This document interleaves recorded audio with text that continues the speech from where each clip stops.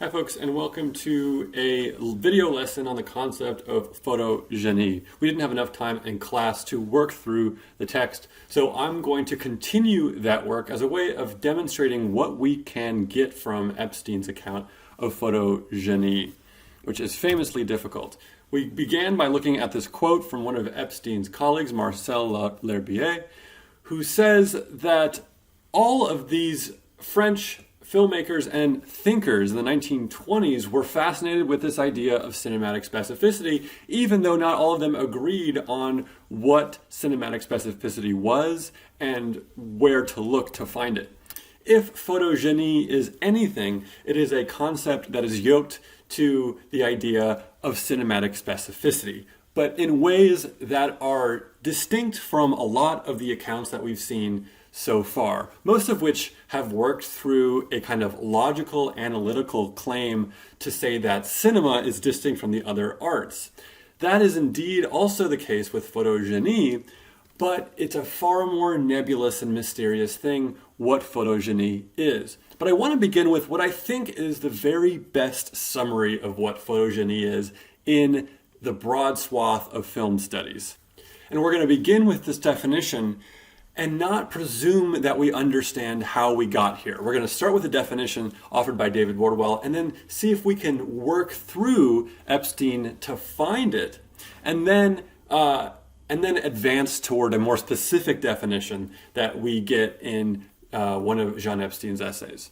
So Wardwell writes, the concept of photogenie grows out of an attempt to account for the mysterious, alienating quality of cinema's relation to reality.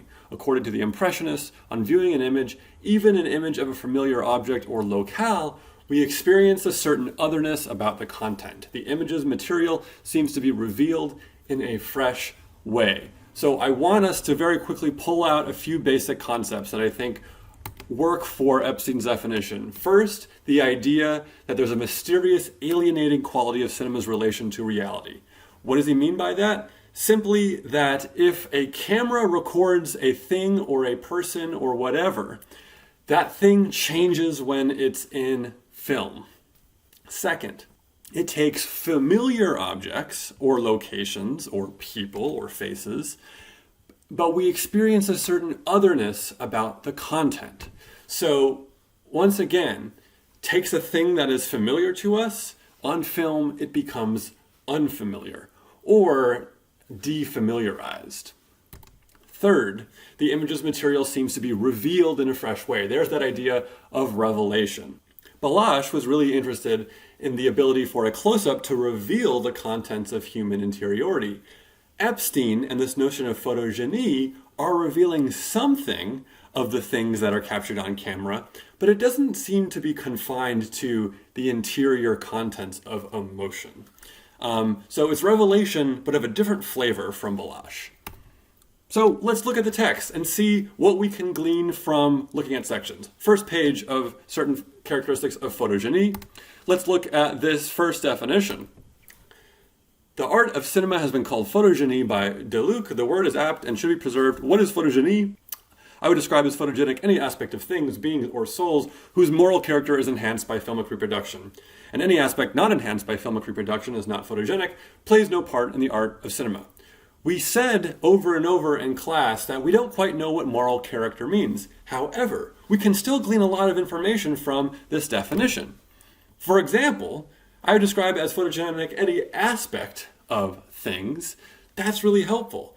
That means it's not anything itself, but an aspect of it. In other words, Epstein can't say all tigers are photogenic on camera, or all tall men are photogenic on camera. It's an aspect of a particular thing that has photogenie. That's useful. Also, it's an enhancement of something. That means you take something and an aspect of it is enhanced by being on camera. Third, being on camera. This is really, really crucial. It's enhanced by filmic reproduction. This should be weird because think about how many theorists were trying to argue against thinking about cinema as a filmic reproduction. Think of Rudolf Arnheim.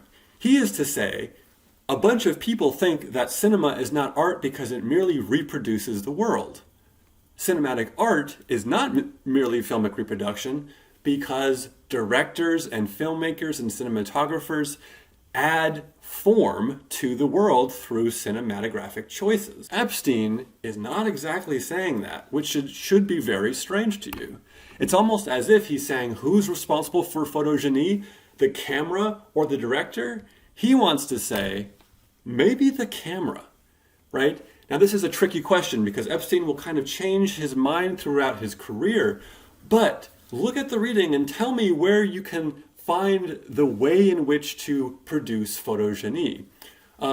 Is he more interested in the choices that a filmmaker makes to produce photogeny, or is he more interested in the capacity for the technology/medium of film to yield the possibility of photogeny? So that's a good start. Now let's look at another aspect of photogeny. Let's look right here.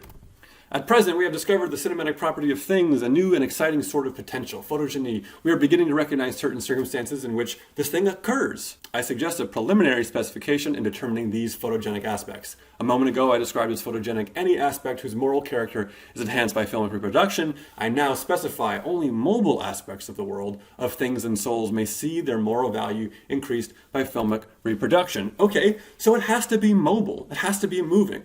To which you might respond, okay, it has to be mobile, but movies are always moving. What the heck do you mean?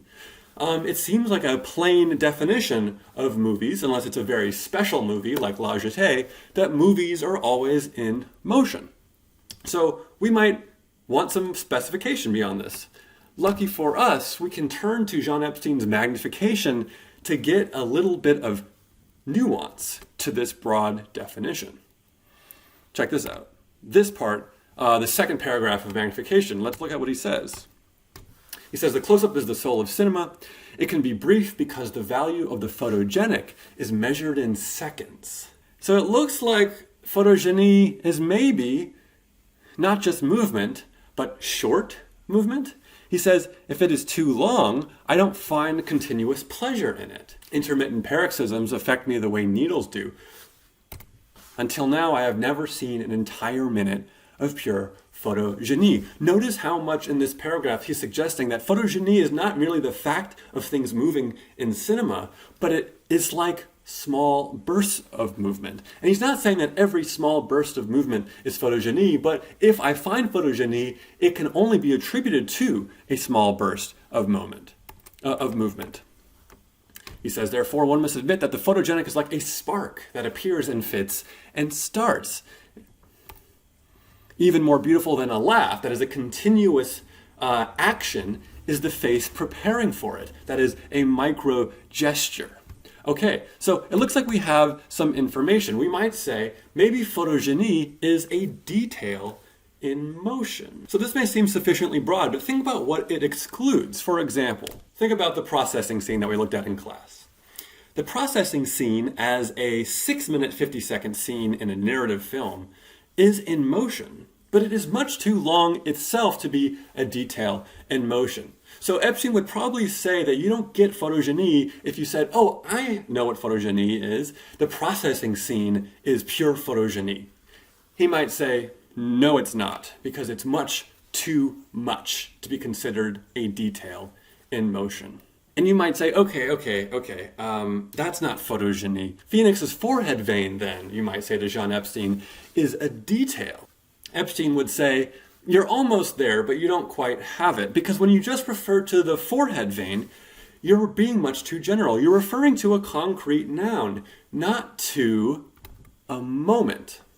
So I might say this, that Phoenix's forehead vein emerging in time at this moment is a detail in motion. Look at it emerge. And it happens just this way at this moment. We might zoom in to see it even better. So far, I think Jean Epstein might consider the emergence of the forehead vein at this particular moment to be a good candidate for photogeny, but not a guaranteed photogeny because there are no guarantees. It's not a thing that has a set of criteria that can be fulfilled. It is still, at the very bottom, a subjective experience. Okay, Why would filmic reproduction enhance our attention to or appreciation of details in motion? After all, can't cartoons have details in motion? Cartoons are in motion, and they have small snippets of motion, and those things could be experienced as details. Why don't they work? Why is it photogeny? Why does it need to be of a photographic medium? To answer this question, I want to look at two very important paragraphs in the Uncertain Characteristics of Photogenie essay. These two paragraphs, let's check them out. So this paragraph is about this concept that he calls personality. We tend to think of the word personality as meaning a set of behavioral characteristics that we attribute to certain people. But if you read this, you'll realize that that is not really what he means by personality. Let's check it out. Personality is the spirit visible in things and people, their heredity made evident, their past become unforgettable, their future already present. Every aspect of the world elected to life by the cinema is so elected only on condition that it has a personality of its own. This is the second specification which we can now add to the rules of photogeny. I therefore suggest that we say only mobile and personal aspects of things, beings, and souls may be photogenic, that is, acquire a higher moral value through filmic reproduction. So this is pretty key. He says there's two criteria. One, that it has to be in motion, and two, that it has to be a personal aspect of things, that it has to be part of this thing called personality.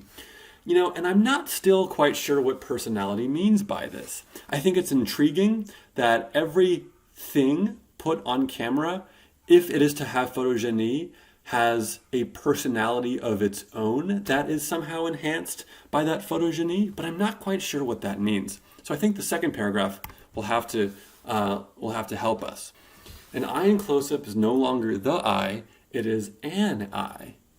I was greatly interested by a competition recently organized by one of the film magazines. The point was to identify some 40 more or less famous screen actors whose portraits reproduced in the magazine had been cropped to leave only their eyes. So what one had to do was to recognize the personality in each of 40 looks. Here we have a curious, unconscious attempt to get spectators into the habit of seeking and recognizing the distinctive personality of the eye segment. Oh, okay, so now I'm starting to get a sense of what he means by personality by this anecdote. And I've reproduced a version of this little magazine game for us. I've reproduced 5 celebrity pairs of eyes. And I suspect that each of you can actually play the game quite well. So what is the role that this kind of magazine game plays in his definition of personality? Once again, he says, what one had to do was to recognize the personality in each of 40 looks. Here we have a curious attempt to get spectators in the habit of seeking and recognizing the distinctive personality of the eye segment. So this doesn't refer to behavioral characteristics at all, because you can't see personality in a photograph of eyes, but you can see particularity or specificity. Each pair of eyes is not only an abstract pair of eyes, but a pair of eyes that makes us recognize the single sole owner of those eyes in the world. It reminds us that each of us has a face that is unlike any other. And our ability to recognize a face reminds us of how absolutely specific and particular things are in the world, despite the way that we categorize them into larger groups. So one particular hypothesis is perhaps personality means particularity or specificity. And to support this suggestion, remember that sentence at the beginning. An eye in close-up is no longer the eye, it is an eye. In other words, it's not an abstraction of the eye, as it might be in a work of poetry, or maybe even a painting. Rather, it is an eye in the world, a specific eye that belongs to a specific person. So maybe we might say that photogeny, at least in this particular definition for Epstein, it means details in motion that enhance the particularity or specificity of the thing that they belong to. And Epstein himself would use the language of specificity and particularity across his critical writing, as in this sentence, or in this sentence fragment. His body at a certain angle in a particular position, opening the door, entering with a particular body language. Certain, particular, and particular. So let's return to that Phoenix forehead moment. Phoenix's forehead vein emerging in time at this moment is a detail in motion. But that's not all. It's a detail in motion that testifies to the specificity of both Phoenix's forehead, unlike any other forehead on this planet, and the specificity of this moment, unlike any other moment in the history of time. Remember, in our first week, we talked about what makes film different from theater. And one of you talked about this weird thing that was hard to define, that cinematic time is like our perception of time flowing in the world, but it's not, because it's repeatable, it's reversible. It's like a framed chunk of time. And that should make us confront the fact that each of those recorded moments, just like this GIF, as it's repeating over and over and over again, is making us feel the specificity of time as a thing that we can only confront once the moving image has been invented. Time and movement change with the invention of recording time and movement. It's no longer this ephemeral thing. A moment's gone, I'll never see it again. Here we can see a recorded movement. And this weird quality of films, I think, is very, very connected to this idea of photogenie, which is a kind of aesthetic experience that seizes upon this specificity of a detail in motion. Now, there's one final thing that I just want to remind you about. Does this mean that I can objectively say that this emergence of the forehead, even if it fits all these criteria, is photogenie? Well, no, because photogenie, like beauty, we talked about this in class, is at bottom a subjective perception. It doesn't mean it's not real, but it does mean it's the kind of thing that cannot be defined according to an absolute set of criteria. It is felt like a property of a thing, just like beauty, but like beauty, it is not a property of a thing because I can't form a set of criteria that we can all agree on. What happened to photogenie as a concept in the history of film theory? Well, in many ways, photogenie became this thing that is now called cinephiliac moments. This is a small portion of film theory that emerged after the 2000s. And if you read this passage from the book Cinephilia and History by Christian Keithley, I think you'll see the connection. And Keithley himself will elaborate on the connection between what he calls cinephilia and cinephiliac moments and Jean Epstein's notion of photogenie. So he'll say, whether it's the gesture of a hand, the odd rhythm of a horse's gait, or the sudden change in expression on a face, cinephiliac moments involve the fetishizing of fragments of the film, either individual shots or marginal, often unintentional details that appear only for a moment. So there you go. You have this idea of details, that they appear in time, and that they are often unintentional, which means that there is no set of criteria that a director or cinematographer can collaborate on to predict how to make photogenic moments. They are often accidental and are seized upon by the spectator. Okay, so that's all I have for photogenie. I hope you now think about photogenie when you're watching films. And if you realize that you've experienced photogenie, bring it up in class next week. All right, thanks.